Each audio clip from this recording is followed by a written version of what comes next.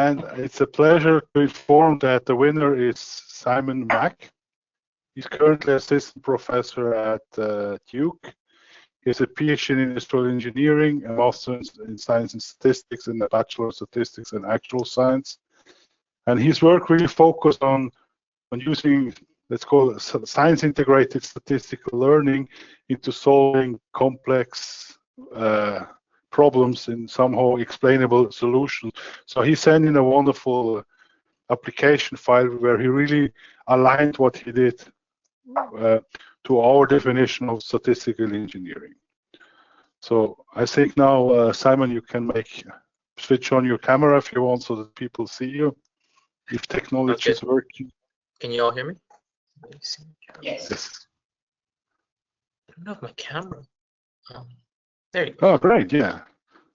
So congratulations from our side. So that's the first YSEA winner. And basically also now I don't know whether you received already the plaque or not. Yeah, I got the plaque. That's right. Thank you so much. Yeah. So let me see if I can share my screen. You should be able to share, put your presenter now. Yeah, perfect. Second. Great. So let me just see if I can share specifically my slides. This is a little bit different from Zoom, so I gotta make sure. Yeah. So do you see my slides, or do you see? Would I have to make this full screen? It should work now. So I think this is sharing my full screen, right? Now now we see the full screen. Now we see the full screen. Okay, so if everything works, let me just check slide transitions. Everything is fine. Yes. Is this good? Perfect. Yes. All right. Okay. That's good.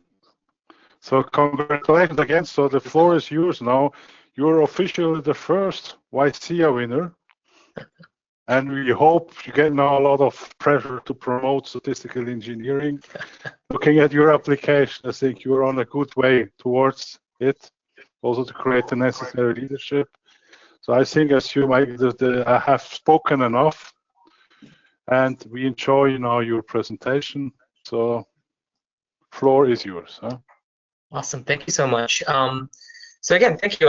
So my name is Simon. I'm an assistant professor at Duke Statistical Science. And like Diego said, I'm going to talk a little bit about statistical engineering as a roadmap for solving complex scientific and engineering problems. So I'd like to first just start off by thanking ISEA for the inaugural YSEA award. I greatly appreciate it. And I greatly appreciate the opportunity to share some of our research with you all today. Let me just change the pointer to a laser pointer so I can sort of mimic an actual presentation here. And of course, I'd like to thank my research group of PhD students and postdocs that have contributed valuable work on all the projects I'll talk about today.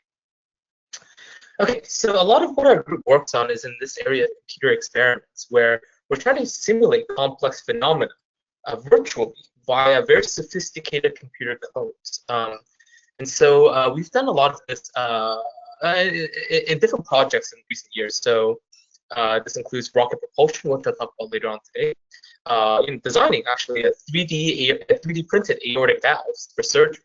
So that's the middle one, as well as particle collisions and understanding high-energy physics.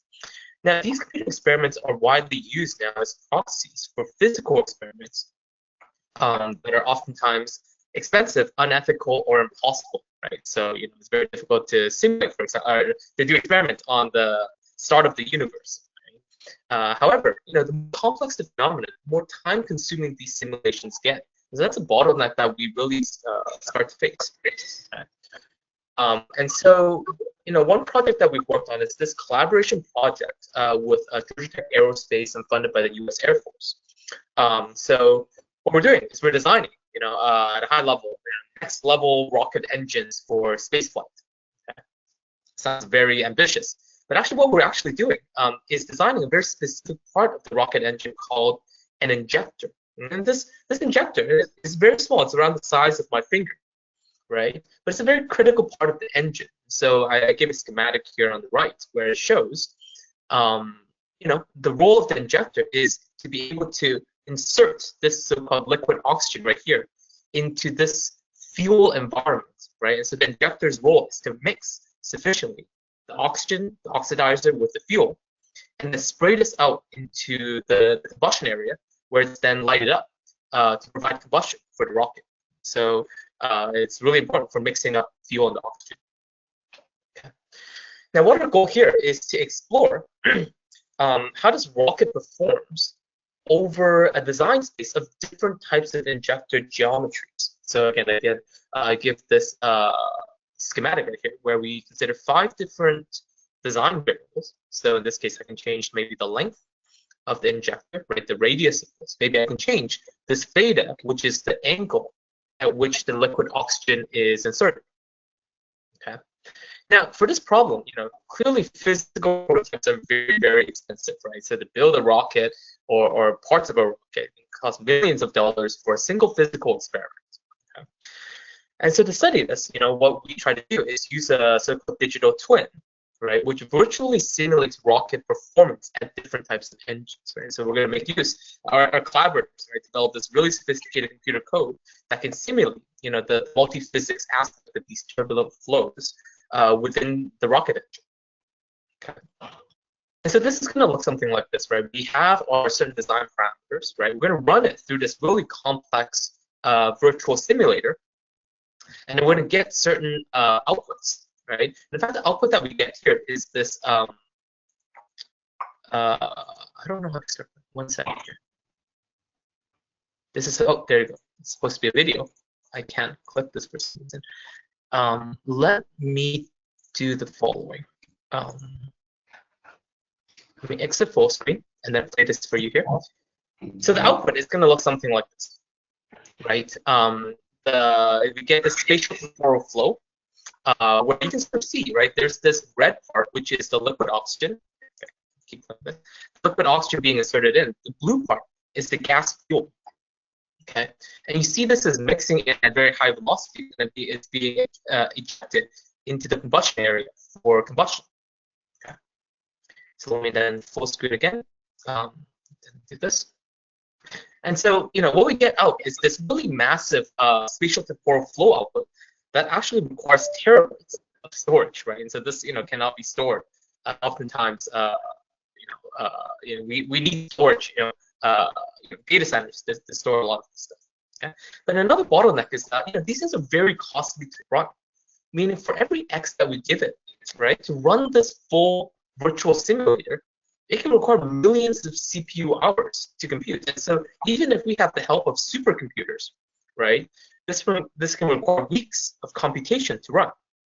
Okay, and this is a challenge because we want to explore this full design space.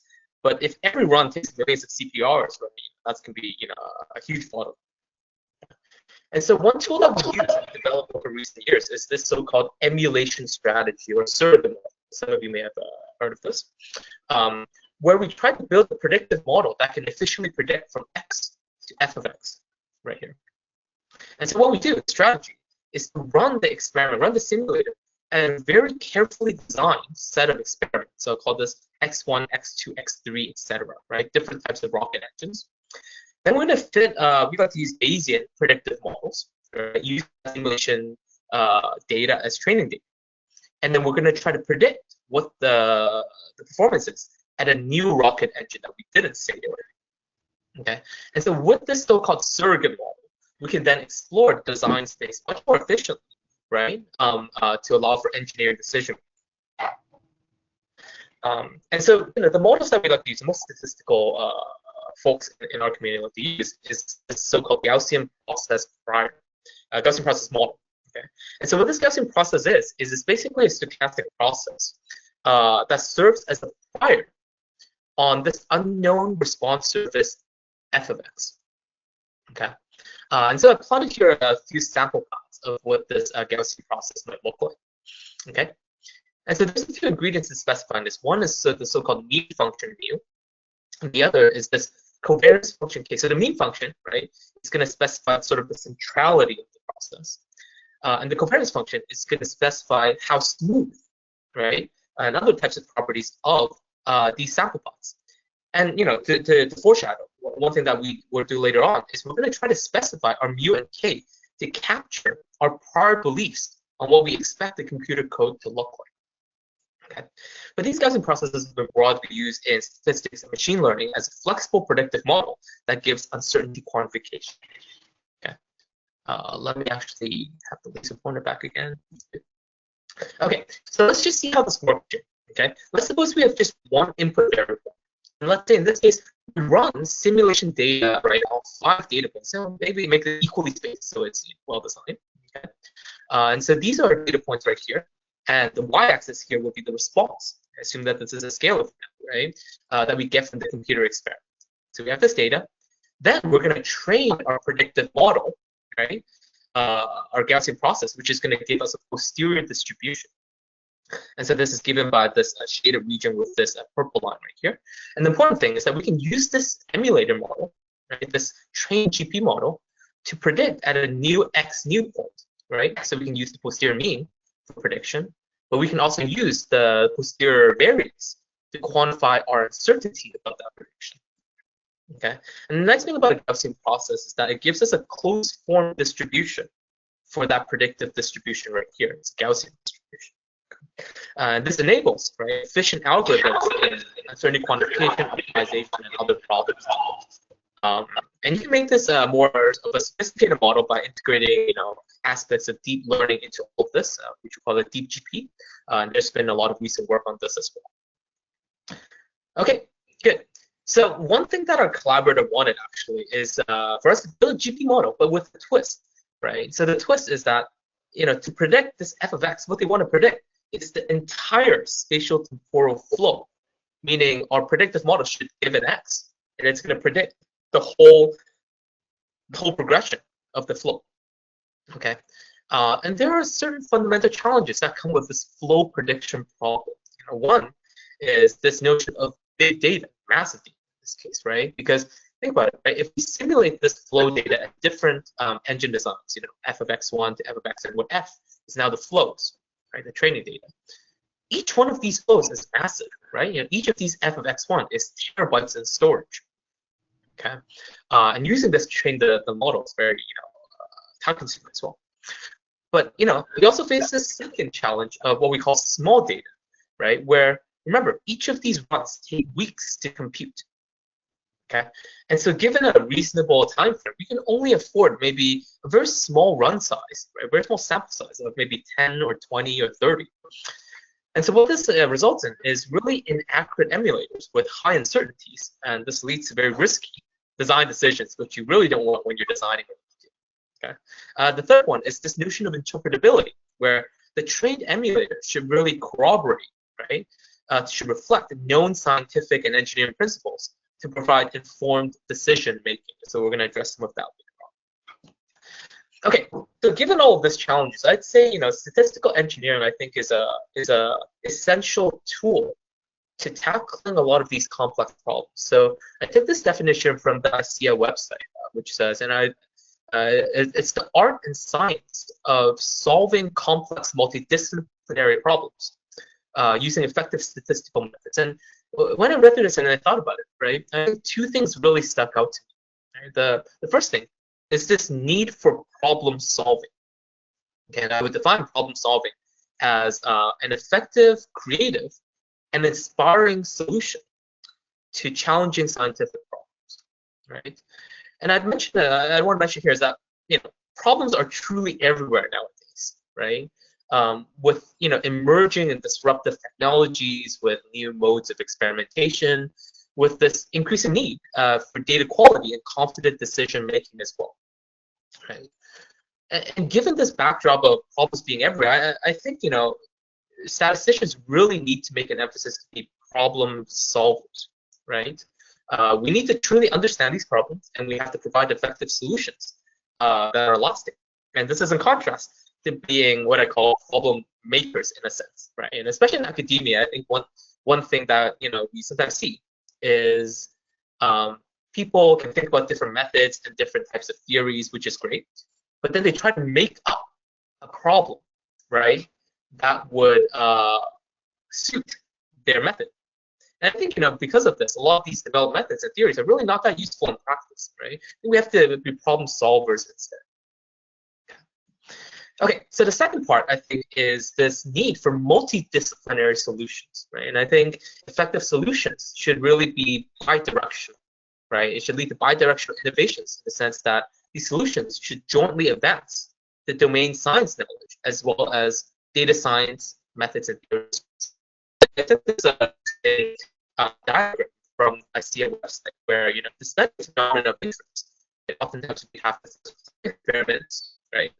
Collect data, perform analysis, right? And then iterate this, verifying this with subject matter knowledge.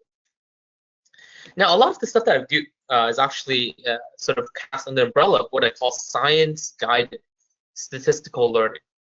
And so, what I try to do is I try to integrate this subject matter knowledge directly into the statistical model that I use for analysis, right? In fact, we'll see later on that, this subject knowledge can further be integrated into planning or, and the design of my experimental data as well. And all of this plays a key role in really effectively tackling challenging problems. Okay, so let me just first illustrate what is not science-guided learning. Okay, and this is oftentimes what happens in early on in my collaborations, as we're starting off. And so we have this engineer. He's pretty happy, right? He comes in with an interesting problem, and he comes in with his toolbox of knowledge, right? So governing equations, scientific knowledge, experimental technology, and he gives this data over to us, the statistician, okay? And we just take a look at the data, right? We try to apply our toolbox of knowledge, including statistical modeling, machine learning, algorithms, etc., right? And we give it back to the engineer. And this is oftentimes, at least initially, right, what the engineer's reaction is, right? They make a few sort of comments, which is, the results make no physical sense, right? Or they say, maybe I know this already. Why are you telling me this, right? Or they can say, well, the predictions are really way too uncertain to make any useful conclusions from the analysis. And I would say all of these reasons are in some sense connected to the fact that the statistical analysis is disconnected from scientific knowledge. And so again, much of my work is in what I call science-guided statistical learning, right? Where what I try to do is try to integrate scientific knowledge as prior information for statistical modeling and design to facilitate cost-efficient decision making. Okay, so there's a lot of terms here, just to find some of them. So scientific knowledge is basically your collaborators' knowledge and expertise. This can be scientific theories, this can be mechanistic models, this can be guiding principles. Okay. And what we try to do is try to embed this knowledge as prior information for statistical modeling. And I think a Bayesian framework, excuse me, a Bayesian framework actually nicely facilitates this because we can use the scientific knowledge to provide an informed specification of the prior that we use for Bayesian modeling. This is called prior elicitation. And so the last part here is this need for cost efficiency, right? This recognizes that scientific data is indeed expensive, both monetarily and computation-wise. Okay, and so to maximize the potential for scientific discovery, we require a careful design of statistical modeling and experimental design. Okay, and this should be guided by scientific knowledge, as I show later on. Okay, so again, going back to the visualization here, we have the engineer, we have the statistician, but instead of a brick wall separating, right, we build a bridge. Okay, and again, in the context of Bayesian modeling, the science can somewhat serve as as a means for specifying a prior distribution. And as a statistician, we're going to try and capture our body of knowledge in terms of specifying the likelihood or the statistical model that generated the data. Okay, and so science-guided statistical learning sort of gives a holistic framework for combining these two notions for effective problem solving. Okay, so let's return back to our rocket engine design problem and think, well, what type of science or physics can we really elicit here to guide emulator modeling? Okay, and so we discussed this, quite closely with our engineering collaborators, right? We came up with a list of flow physics, right? That describes the system, and with a little bit of work, we can sort of translate this to model properties for a tailored emulator model for predicting flows. So I'm not going to talk too much about this; it's a little bit technical here, right? But I'm going to talk about one very specific type of physics that we use, which is called the proper orthogonal decomposition, or the POD. Okay, and what this does, this is an engineering tool that decomposes a flow. So I'm going to denote here the flow as f of s and t, where s is the spatial part, t is the time part, right?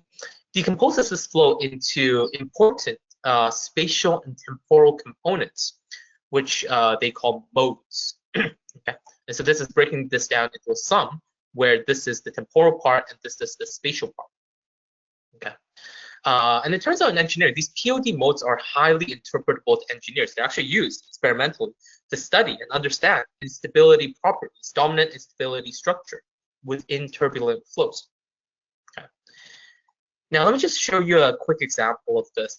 So this is an illustration of a flow where you have this immovable cylinder, right? And there's a flow going past this on the left, okay? And it's going to form this pretty complex structure that's here. Okay. However, we performed this POD technique on this. We can break this down into its spatial components as well as its temporal components, right? The spatial and temporal modes. And in fact, just stop this here. In fact, in terms of the spatial modes, you sort of see some nice structure where you see the first spatial mode that captures instability, sort of talking about this wave with a lower frequency. And as you get to higher and higher modes, you start capturing higher and higher frequency wave structure. And this is highly interpretable to the engineers. Okay, let me go to the next slide. Okay, so that's our idea. We use this sort of POD decomposition, POD structure to build an emulator for the flow response that we want. So let's say in this case, we're given a rocket design X. Okay. What we do is we adopt this POD structure, right, and model the flow at design X, basically as this form, where we just put in X on each of these terms and then model them separately. Okay. And so what we do, right, is for the temporal modes, what we're going to do is we're going to extend a Gaussian process emulator that's specifically designed for dynamical systems, right? And in essence, what this does is we use the temporal modes that were extracted from our simulation data at the design points x1 to xn in order to predict what the temporal structure would look like at a new design point. Okay. And we do the same thing for the spatial modes, right? We adopt the Gaussian process emulator, carefully construct this to predict what the spatial features would look like. And we use data to predict this for a new engine design. Okay. Let me convince you with a picture or a video of what we did here. I think in this case I got an exit. Might not. Oh, I might not need exit. Okay. So what we have here is a new rocket engine that we didn't do any simulation for. So this is our test case. And so we compare our simulation, our simulated flow, which again takes very long, 2 weeks to compute, with our emulator model, which takes much less, right? It takes around an hour. And this is with a sample size of 30, which is very expensive already to obtain. Okay. And so this is what the flow looks like here. Okay. And as a statistical person, right, I take a look at this, and it seems to look pretty good. And our engineers sort of agreed. So it captures nice features of our engineering problem, these flow rotations and all of that stuff, right? But the engineers were pretty happy with this. And the key reason is because, again, this is much quicker than performing the full simulation, right? And so we can use this emulator to more effectively explore the design space. Okay. So that seems all nice and good, right? We have this emulator, this looks great, but we give this to the Air Force program managers, and we get this sort of frowny face from them in the sense that they thought it was promising, right? But they always wanted a little bit something more realistic in terms of the simulator that we use. They thought that the physics was not realistic enough. Okay. And what they wanted was a much higher fidelity or much more higher accuracy simulator that instead of taking a couple of weeks, it's going to take 6 months to run, right, over supercomputers, right? And this is really a big challenge. The time frame for the project was 1 year. So this gives us a grand total of 2 data points to use for training our model, right? And so we thought this was very much pulling like a rabbit out of a hat, right? And so unfortunately, we didn't get the grant renewal. But I think this stimulated some interesting ideas. So I'll talk a little bit about that. And so one idea that we thought a little bit about is, well, can we develop models that can elicit and integrate more broad notions of scientific principles, right? Physics in this case, on the response surface to really serve as additional information to supplement a limited training data set, right? For example, an n is equal to 2 keys. And there's a lot of recent work on this, right? There might be information that you can integrate on mechanistic, a differential equation information, right? There's other more soft types of information. For example, if you integrate monotonicity, right? If you drop a ball, it's always going to go down. So we integrate that information.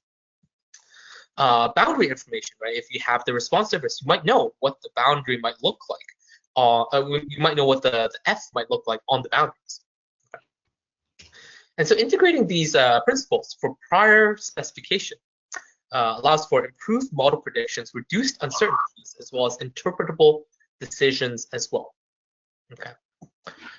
So let me talk a little bit in the rest of the talk about this notion of boundary information, right? Let's take a simple example here where we're bending a steel beam under an external force. Okay, so we can simulate this out, but let's say we're interested in 2 variables here, right? The first one is the length of the beam, and the second one is the width of the beam. And what we're simulating out is the amount of horizontal displacement that is incurred. Okay. Now, even without knowing any physics here, right, you actually might know some boundary information where, if you let the beam length here go to 0, right, then this beam displacement should approach 0, right? And similarly, if you let the thickness x2 go to infinity as well, the beam displacement should also approach 0. So again, this is without any sort of physical background. Okay? And this type of information can be valuable in terms of integration into our prior. Right? This should inform our prior belief of F, and this should be used for surrogate modeling as well. Okay. Now, we can use this for much more sophisticated problems. For example, in this fluid flow problem, where fluid flow is typically dictated by this really complex PDE system called the Navier-Stokes equation.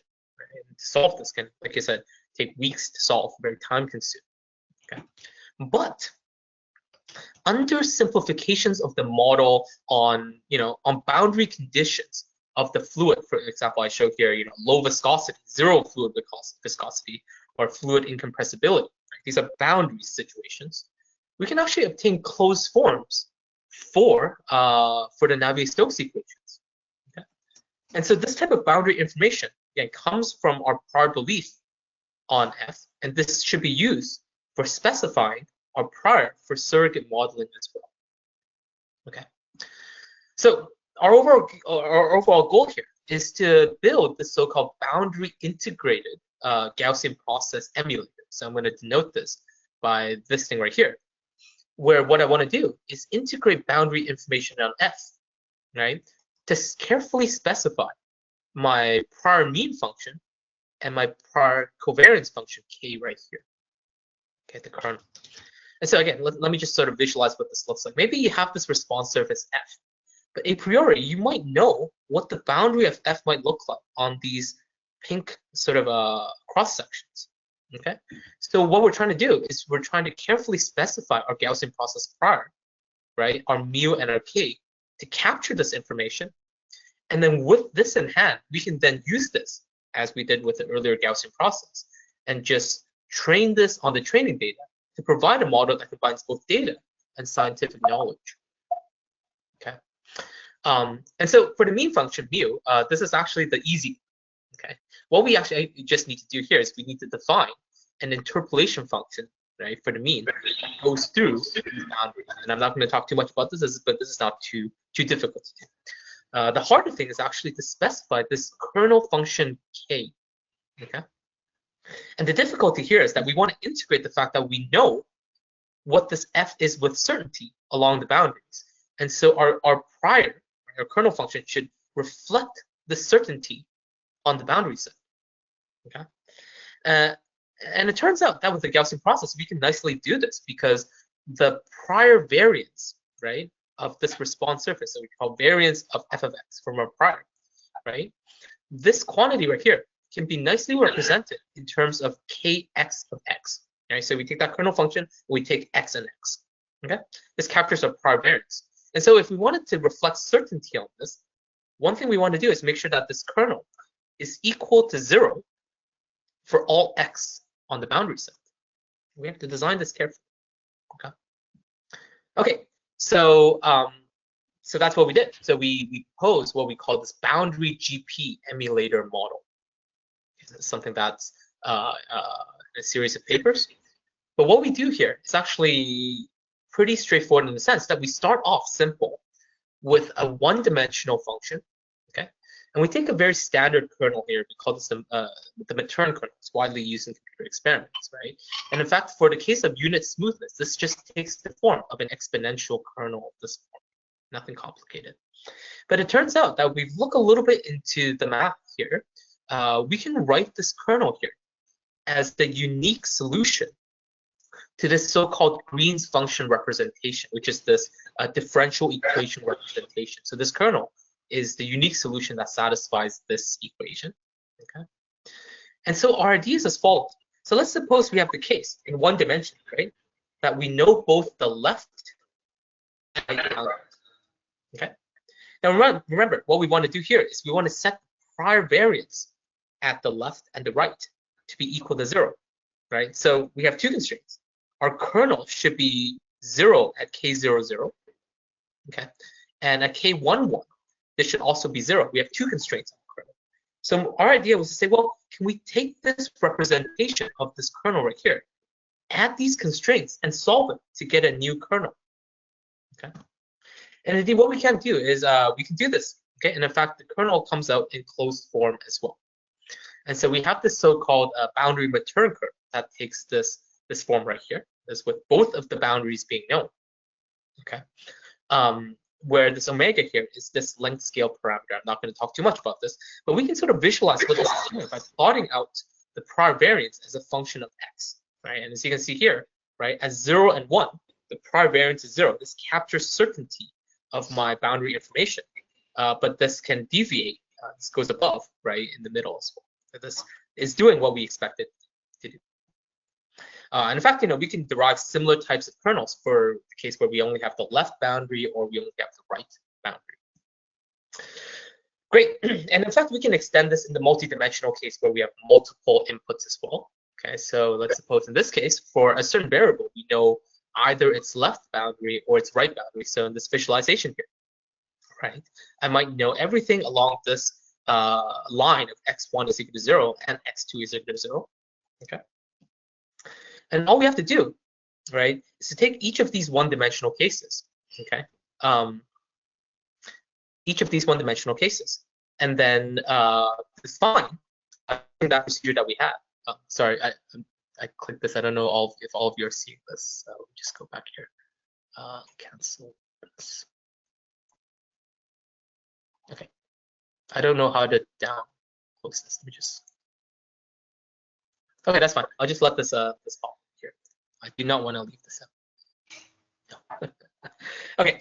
So again, what we want to do is translate this for each of the one-dimensional kernels, right, into a K1b, a K2b, and then just take the product as our extension for the multi-dimensional set. Oh, okay. Just cancel this as well.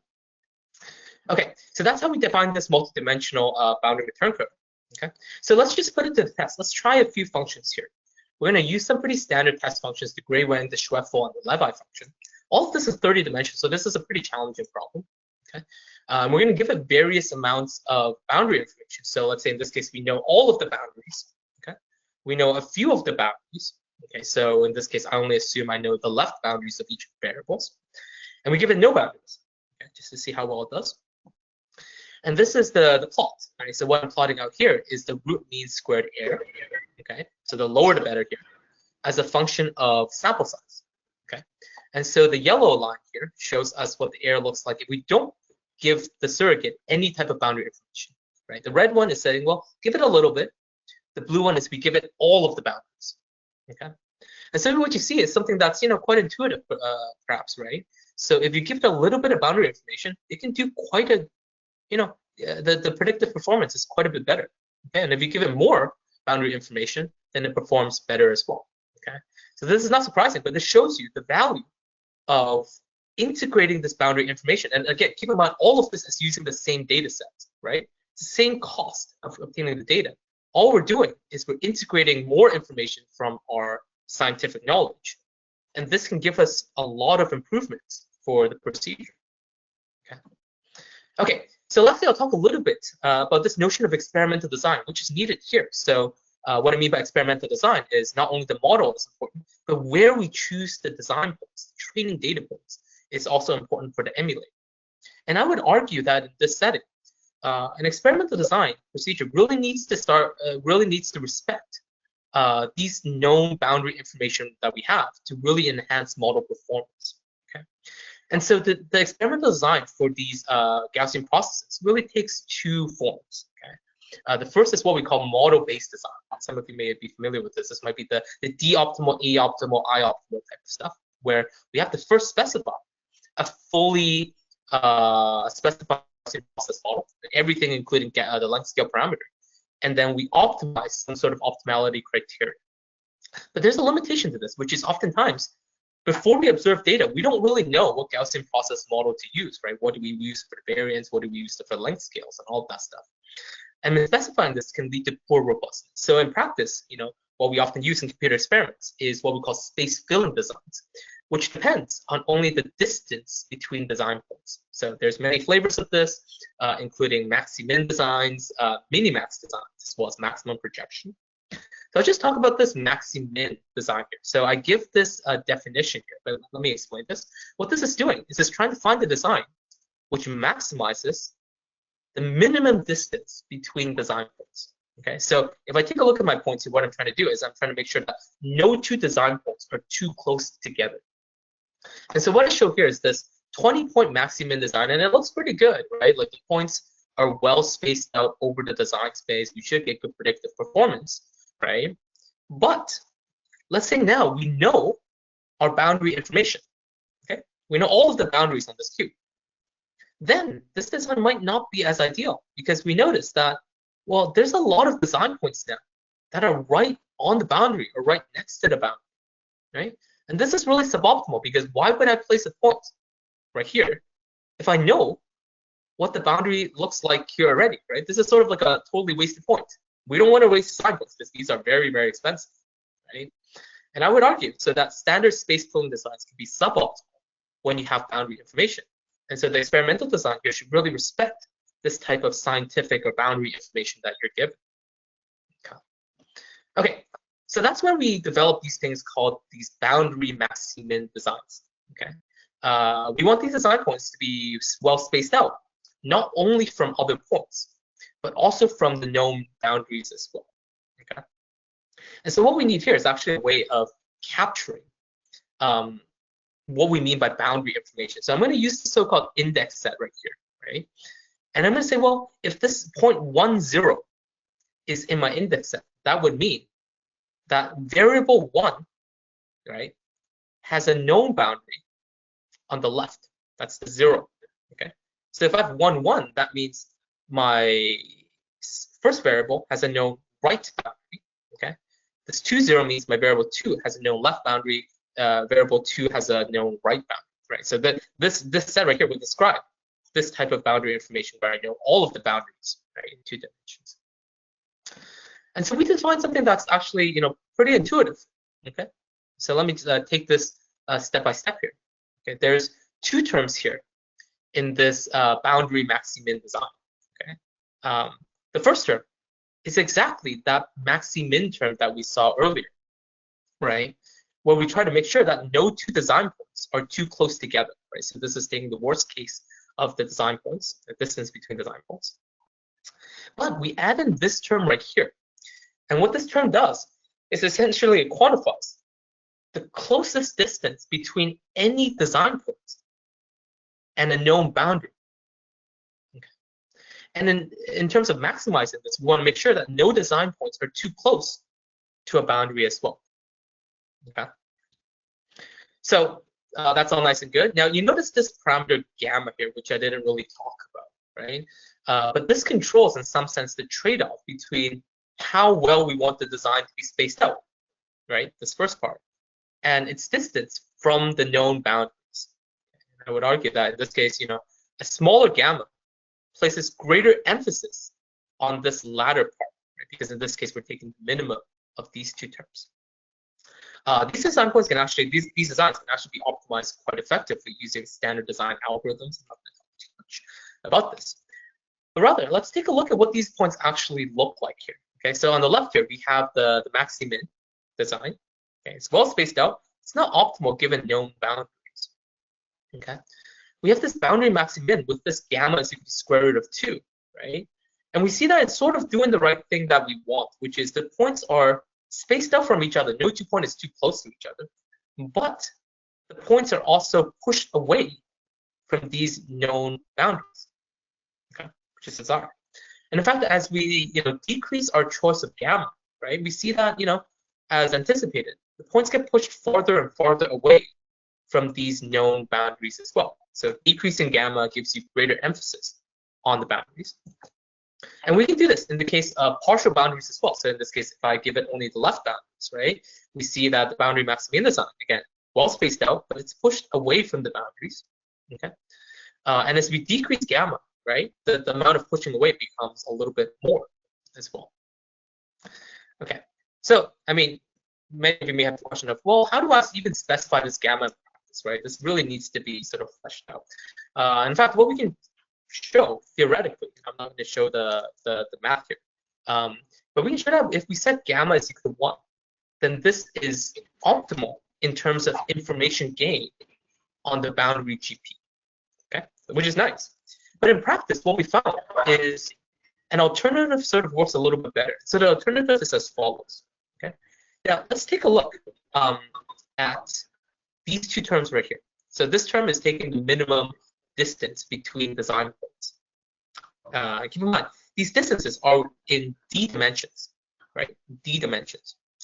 Whereas this second term here is taking the distance from a point to a boundary. Okay? And these distances are actually in 1 dimension, not d dimensions. Okay. And so if everything is held equal, right? If we're dealing with like a unit cube or something, then distances in 1 dimension will be 1, right? But if we take distances in d dimension between these two corners, that would be square root of d, right? There's a bit of a mismatch there. And so what we want to try to do is to balance this discrepancy between d-dimensional distances and 1-dimensional distances.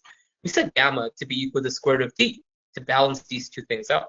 And in fact, with this simple rule, we found that this actually gives a better empirical performance, right, with limited sample size. So that's what we're gonna do here. Okay, so let me just show you a quick simulation experiment to show that this sort of works. We're gonna give it a variety of different boundary information, so left, right, or full boundaries on all of the variables. We're going to set the sample size with the rule of thumb of n is equal to 10 times the number of variables. Okay, it's actually quite large. Okay, we're going to scale this down. We're going to compare a few different design approaches. So we have our boundary maxi-min approach. We have a little bit of a variant of that called the boundary max pro, which improves the projections of the design. And we're just going to compare it with existing computer experiment designs, so this maxi-min cube as well as this max pro designs. Okay, so I'm just going to quickly show you this for the Borel function, but we did a variety of experiments on other functions as well, right? And what we show here is the predictive performance in terms of root mean squared error over different models. And so we test different designs here. So the first two, the red and the blue, are existing designs, whereas the latter two are our designs, right? Our designs integrate boundary information, whereas these ones don't. Okay, so let me just sort of parse out this figure here. Right? These two box plots here show what the performance looks like if with existing designs, right, as well as existing Gaussian processes, which do not integrate any types of boundary information. So no information is incorporated. These box plots show if we use existing designs, but we use our boundary GP, which does integrate boundary information. Okay. And these box plots here show what happens if we use our designs, which respects boundary information, with the boundary GP, which integrates boundary information as well. Okay. And so you see this nice progression in terms of improvement. Whereas, if our model integrates boundary information, we get this sort of improvement gap, right, from here to here. But if our designs further respect that boundary information, we again get this improvement gap right here. Right? So it shows you, right, the importance of integrating boundary information, but also designing, right, given our boundary knowledge as well. Okay, so let's go back to our rocket engine application here. Okay, where again, what we're trying to do is explore rocket performance, given our designs changing with respect to these 5 variables. Okay, and so we talked, over with our collaborators. Like, okay, well, is there any type of boundary information that we can use? Because with 30 data points, it's really difficult to do some of these problems. And we came up actually with this interesting boundary where it relates to this theta parameter, right? That the angle at which the liquid oxygen is injected. Okay. So let's take a look, right? So this 45 degree for theta, right? In this case, would correspond to shooting the liquid oxygen directly, right, on the walls of the injector. Okay. But if we change this thing to the boundary case of 90 degrees, right, then the liquid oxygen is then shot in, sort of like, parallel to the surface of the injector. And what this would result in is that the fluid flow will be what they call a fully swirl fluid flow, right? If you inject liquid right on the edge, it's going to start swirling, right? It's going to do something like that. And in fact, in this boundary setting of theta is equal to 90%, right, where we have this fully swirl flow, the system simplifies considerably, right? Meaning we're actually able to use a much simpler model to capture what's going on within the rocket, which then leads to much quicker simulation runs as well. Okay? And we're going to try and make use of this simplification as boundary information to improve our emulator.